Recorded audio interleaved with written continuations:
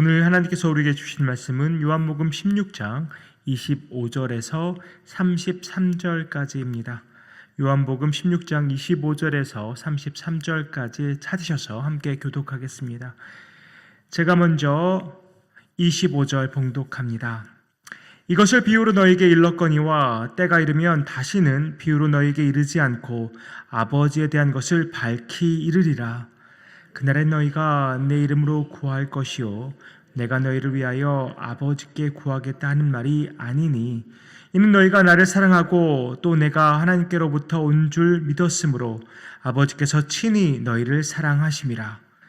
내가 아버지에게 나와 세상에 왔고 다시 세상을 떠나 아버지께로 가노라 하시니 제자들이 말하되 지금은 밝히 말씀하시고 아무 비유로도 하지 아니하시니 우리가 지금에야 주께서 모든 것을 아시고 또 사람의 물음을 기다리시지 않는 줄 아나이다.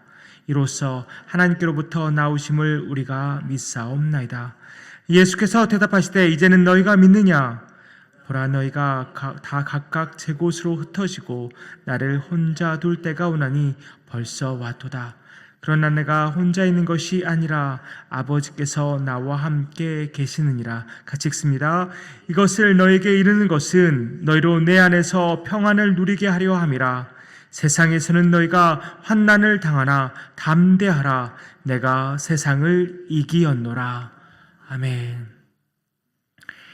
흔히 예수님의 고별 강화라고 말하는 그 말씀이 이제 마무리되어 가고 있습니다. 오늘 본문 25절을 보니까 이것을 비유로 내가 너희에게 일렀거니와 때가 이르면 다시는 비유로 너희에게 이르지 않고 아버지에 대한 것을 밝히 이르리라 라고 예수님이 말씀하십니다. 이 비유라는 단어가 요한복음에서는 파로이미아라는 단어를 사용하고 있는데 공관복음, 다시 말해서 마태, 마가, 누가 복음에서는 그 단어 대신 파라볼레라는 단어를 사용하고 있습니다. 파로이미아의 의미를 살펴보면 단순히 비유만을 의미하는 것이 아니라 격언, 잠언, 이런 속담까지 다 포괄하는 의미라고 할 수 있겠습니다. 결국 이해하기가 좀처럼 쉽지 않고 좀 까다로운 말이라고 할 수 있겠는데요. 예수님이 이런 비유를 사용하신 이유는 도대체 무엇일까요? 비유를 우리가 제대로 알면 상대방이 말하고자 하는 말을 더 잘 이해할 수 있을 것입니다. 그 비유를 통해서 그것의 정말 깊은 속뜻까지 잘 알 수 있게 될 텐데, 하지만 그 비유를 잘 모르면 도대체 그 말이 무엇인지를 제대로 파악할 수 없게 됩니다. 그러나 금방도 말한 것처럼 비유에 대해서 우리가 좀 알고 그 내용을 잘 이해한다면 그 이해가 쌓이면 쌓일수록 그 메시지는 더 강력한 메시지가 됩니다. 예수님은 지금까지 앞으로 이루실 구원과 십자가에 대한 내용들을 비유로 이렇게 설명하셨었는데 이제는 때가 이르렀기 때문에 더 이상 비유로 말씀하실 필요가 없게 된 것입니다. 실제로 그렇지 않습니까? 예수님이 이제 십자가를 지시고 부활하시기 전 하셨던 모든 말씀들이 이제는 그때까지는 제자들에게 참 어렵고 이해하기 힘든 말씀이었습니다.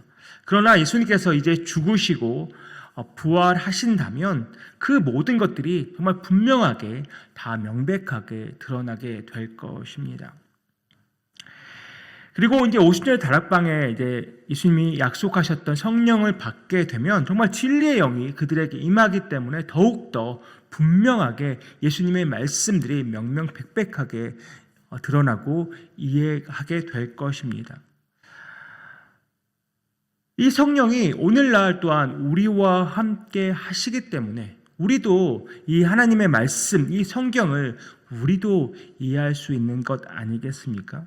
아마도 제자들은 예수님이 하신 말씀을 제대로 이해하지 못했을 수도 있지만 우리는 이 성경을 이미 다 받았고 또 우리 안에 성령님, 진리의 영이 함께 하시기 때문에 이 말씀을 명명백백하게 이해할 수 있는 특권을 우리는 이미 소유하고 있는 것입니다.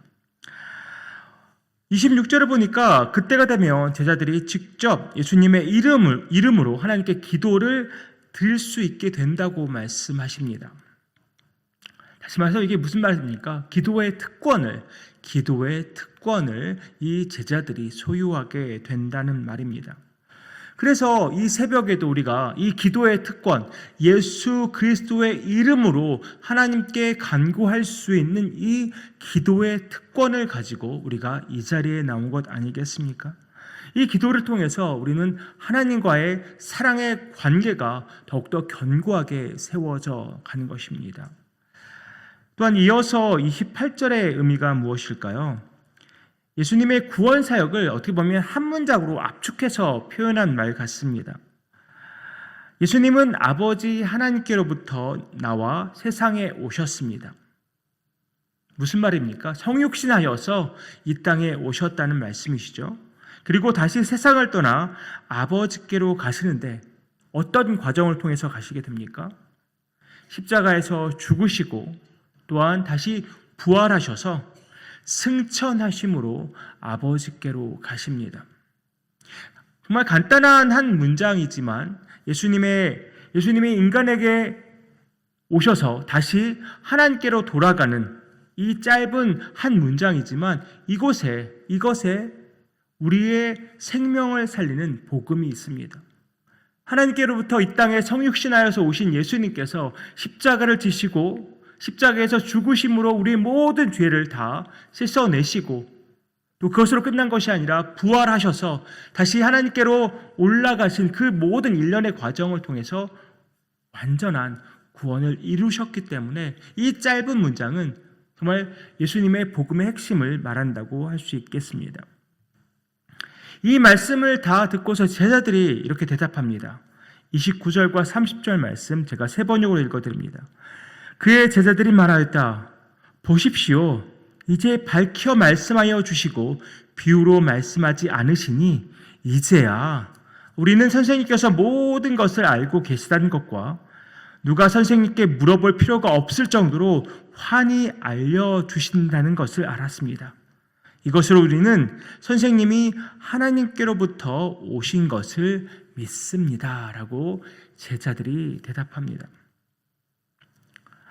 이렇게 제자들이 답하는 것을 보니까 이제는 제자들이 정말 다 깨달았구나 이렇게 생각할 수도 있겠지만 그런데 예수님이 이렇게 물으십니다. 이제는 다시 말해서 이제야 너희가 믿느냐? 예수님이 제자들에게 이제야 너희가 믿느냐라고 말씀하십니다. 왠지 그들의 믿음이 아직은 좀 피상적이고 불완전한 것처럼 보이는데요. 그 이유는 이어서 하신 예수님의 말씀 때문입니다. 32절입니다. 보라 너희가 다 각각 제 곳으로 흩어지고 나를 혼자 둘 때가 오나니 벌써 왔도다. 그러나 내가 혼자 있는 것이 아니라 아버지께서 나와 함께 계시느니라. 제자들이 예수님이 하신 말씀을 제대로 이해했다면 정말로 예수님을 홀로 두고 그들이 다 흩어졌을까요? 물론 베드로가 예수님이 잡히신 이후에도 그 주변을 이렇게 어슬렁어슬렁 하긴 했습니다. 그러나 베드로가 한 행동이 무엇입니까? 너도 예수님과 한 편이지라고 물어보는 모든 그런 세 번의 질문들에 대해서 다 강력하게 부인하는 일을 했습니다. 지금 제자들은 예수님이 하나님께로부터 왔다는 것을 우리가 믿습니다라고 고백하고는 있지만 아직은 그 믿음이 불완전할 뿐입니다. 자, 이 부분을 묵상하면서 이런 생각이 들었습니다. 어떻게 보면 이 당시 제자들보다 오늘을 살아가고 있는 저와 여러분이 하나님의 말씀을 더욱더 분명하게 알고 이렇게 살아가는데 우리도 우리 입술로는 믿습니다라고 고백하면서 살아가고 있지 않습니까? 근데 우리가 이렇게 믿습니다라고 고백하는 이 믿음이 세상에서는 어떠한 영향력을 끼치고 살아갈까요? 이 세상에서 우리의 믿음 도대체 어떻습니까? 정말 흔들리지 않는 믿음, 그런 믿음입니까? 우리의 믿음 정말 온전히 서 있습니까? 이 믿음대로 세상에서 우리의 삶을 살아가고 있습니까? 믿음을 고백하면서도 여전히 쓰러지고 넘어지고 그런 자신을 바라보면서 한심스럽기도 하고 때로는 측은하기도 한 그런 마음이 들지 않습니까? 이렇게 한심하기도 하고 좀 괘씸하기도 한 제자들을 바라보면서 그리고 우리를 바라보시면서 예수님이 말씀하십니다. 33절입니다. 이것을 너희에게 이르는 것은 너희로 내 안에서 평안을 누리게 하려 함이라. 세상에서는 너희가 환난을 당하나 담대하라. 내가 세상을 이기었노라. 예수님은 제자들이 그리고 우리들이 예수 안에서 평안을 누리기를 원하십니다.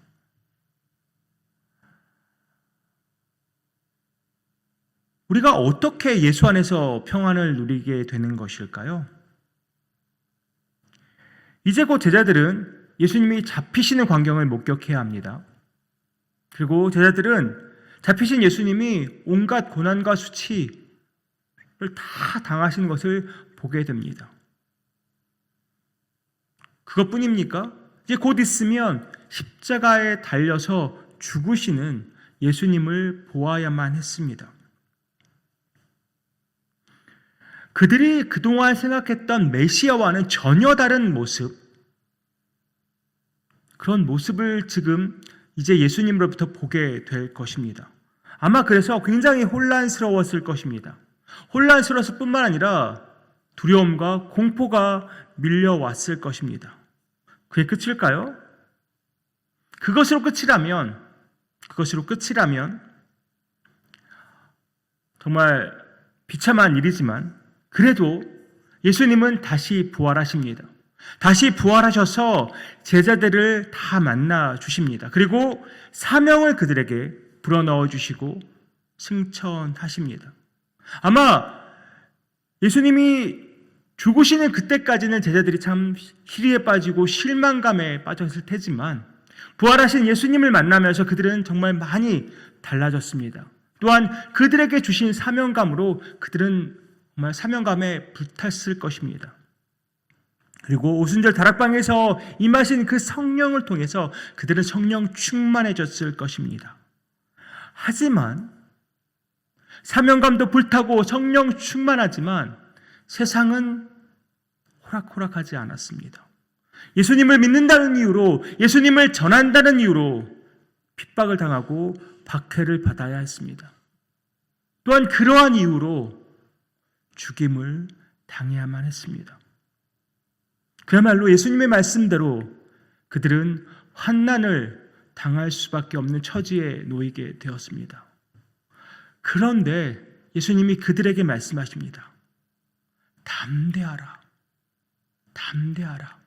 그리고 내 안에서 평안하라 라고 말씀하십니다.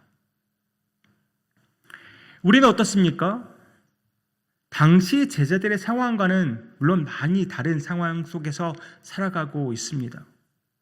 그러나 세상 권세 잡은 사탄은 그때나 지금이나 예수 믿는 자들을 유혹하고 넘어뜨리려고 온갖 애를 쓰고 있습니다. 사탄이 세상 권세를 쥐고 있기 때문에 세상에서 믿는 자의 삶은 결코 평탄하지 않습니다.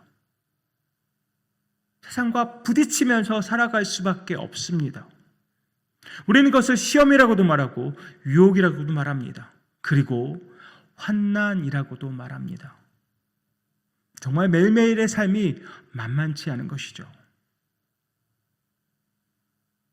예수님은 제자들에게 그리고 우리에게 너희는 환난을 잘 피해라 라고 말씀하지 않으십니다.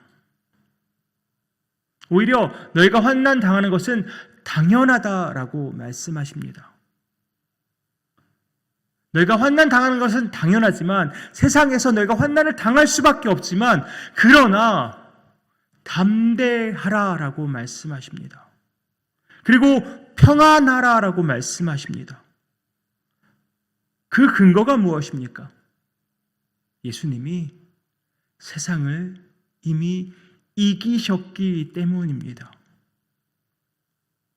예수님께서 십자가에서 죽으시는 것은 세상에 대해 진 것이 아니라 오히려 승리하신 것입니다. 모든 사람에게 구원의 길을 활짝 열어주시기 위해서 예수님이 십자가에서 죽으셨고, 그것은 승리 중에 승리인 것입니다. 그래서 이제 예수님을 믿기만 하면 우리는 구원을 받고 죄사함을 얻을 수 있게 되는 것입니다. 세상이 어떠하든지 우리는 예수 안에서 평안할 수 있고 담대할 수 있습니다. 왜냐하면 예수님의 그 승리가 바로 우리의 승리이기 때문입니다. 물론 세상 속에서의 환난 버겁고 힘이 듭니다.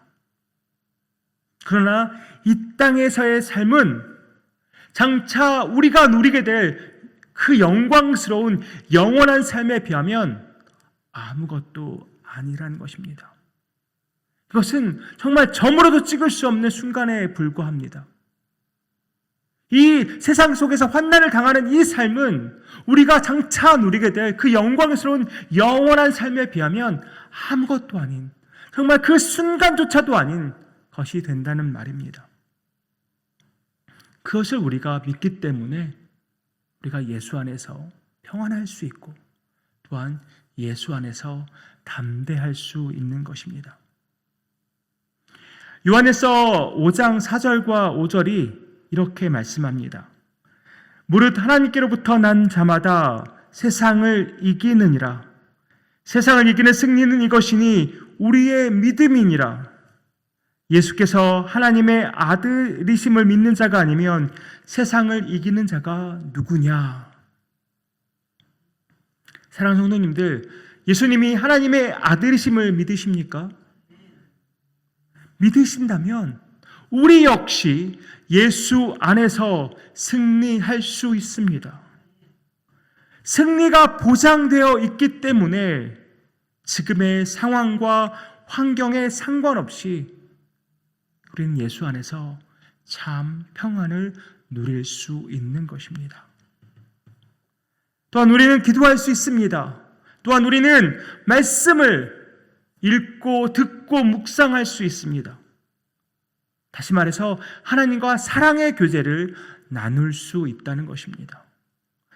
이런 특권이 우리에게 있기 때문에 우리는 더욱더 담대할 수 있습니다. 오늘도 힘들고 버거운 이 세상을 살아가는 우리 성도님들에게 예수님이 말씀하십니다. 담대하라, 내가 세상을 이기었노라. 담대하라, 내가 세상을 이기었노라. 세상이 어떠하든지 오늘도 예수 안에서 참 평안을 누리는 저와 여러분 되기를 주님의 이름으로 축복합니다. 기도하겠습니다. 아버지 하나님, 승리하신 예수 그리스도를 바라봅니다. 그 예수 그리스도를 붙잡고 이 힘들고 버거운 세상, 사탄은 우리를 넘어뜨리려고 온갖 꾀를 쓰고 애를 쓰는 이 세상 속에 우리가 살아가지만 예수 안에서 우리가 참 평안을 누릴 수 있음을 고백합니다. 승리하셨기 때문에, 예수 그리스도께서 십자가에서 승리를 이루셨기 때문에 우리가 그 승리를 힘입어 오늘도 살아갑니다. 담대하게 살아갑니다. 성령님, 우리의 삶을 다스려 주시고 우리에게 힘과 능력을 더하여 주시며, 아버지 하나님, 우리도 승리를 외치며 주 안에서 참 평안을 누리고 정말 주 예수 그리스도의 능력을 오늘도 힘입어 살아갈 수 있도록 주님 축복하여 주시옵소서. 이 모든 말씀 예수님의 이름으로 기도하옵나이다. 아멘.